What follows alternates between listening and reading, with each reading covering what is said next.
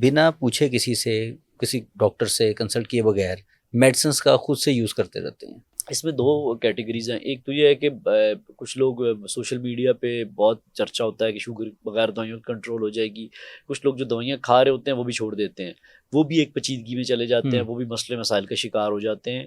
ابھی نہیں تو کچھ ٹائم انہوں نے پیچیدگیوں میں شکار ہونا ہی ہونا ہے. دوسرے نمبر پہ آ جاتے ہیں کہ جو ڈاکٹر کے مشورے کے بغیر خود ہی دوائی لے لیتے ہیں. لائک آپ کو سپوز پرابلم ہوا, آپ نے دیکھا کہ فیملی میں کسی اور کو بھی یہ پرابلم تھا, یا کوئی دوست کزن کوئی وہ استعمال کر رہا ہے, تو وہ والی دوائی آپ بھی لینا شروع کر دیتے ہیں. ہو سکتا ہے آپ کی باڈی اس طریقے سے ہو ہی نہ اس دوائی کے اگینسٹ.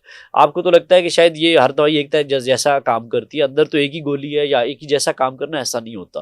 ہر دوائی کو ٹافی سمجھ کے نہ کھائیں.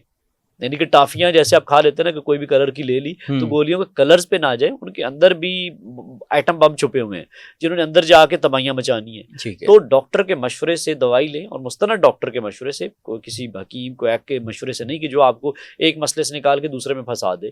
جو آپ کی بیماری کی کنڈیشن کو اسیس کرے اور پھر آپ کو اس حساب سے فارمولہ سے ایڈوائز کرے کہ یہ دوائی لینی ہے اور کب تک لینی ہے, وہ بھی ایڈوائز کرتے ہیں, اور کب اس کو مانیٹر کیسے کرنا ہے. اور جو لوگ ملٹی وائٹامنس کا بنا پوچھے استعمال کر رہے ہوتے ہیں, وائٹامنس میں بھی یہ ہے کہ ہر ایک کی باڈی کی ڈفرینٹ ریکوائرمنٹ ہے. کسی کو سپوز ملٹی وائٹامن کی ضرورت ہے, کسی کو نہیں ہے. کسی کو وائٹامن ڈی کی ضرورت ہے, کسی کو B12 کی ضرورت ہے, کسی کو ہو سکتا ہے کسی کی بھی ضرورت نہ ہو.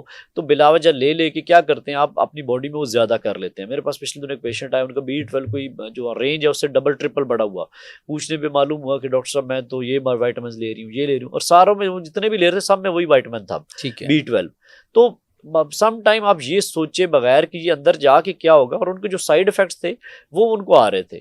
تو جب ان کی کم کی آہستہ آہستہ ان کی طبیعت بہتر ہونا شروع ہو گئی. تو خود سے یہ چیزیں نہیں کرنی چاہیے. ایز اے ڈاکٹر میرا تو یہ مشورہ ہے کہ آپ کوئی بھی دوائی, کوئی میڈیسن کسی طرح کی بھی ہے, تو ڈاکٹر سے مشورے کے بغیر نہ لیں, وہ چاہے کوئی وائٹامن ہی ہو.